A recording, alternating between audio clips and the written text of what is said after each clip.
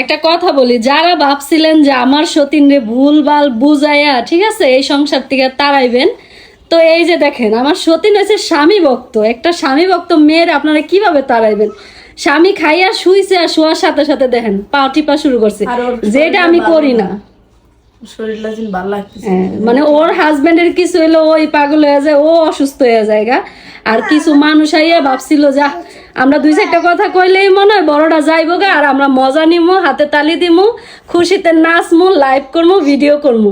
ভাই সবার দ্বারা সবকিছু সম্ভব হয় না, কারণ আমার সতীন ওর মানে ওর হাজবেন্ডে অনেক ভালোবাসে, যেটা আমিও বাসি না। আর এই যে দেখেন স্বামী ভক্ত মেয়ে, হ্যাঁ আপনারা সবাই ওর কাছ থেকে একটু শিখেন কিভাবে স্বামীরে সেবা যত্ন করতে হয়, স্বামীরে কিভাবে ভালোবাসতে হয়। আর স্বামীরে ভালোবাসে বলেই কিন্তু স্বামীর লেগে সব কিছু ত্যাগ করতে পারে, স্বামীর জন্য স্যাক্রিফাইস করতে পারে, যেটা অন্যান্য মেয়েদের দ্বারা সম্ভব না, তারা চাইলেও পারবে না। তো আমি বলিও না যে সবার করতে হবে, হ্যাঁ।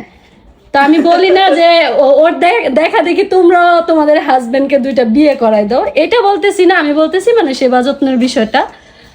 আর হচ্ছে যারাই ক্লিকবাজি করে এগুলো করে কোনো লাভ নাই, যে থাকার না সে থাকবেই, তারে শত চেষ্টা করে কেউ খেদাইতে পারবো না এরকম। হ্যাঁ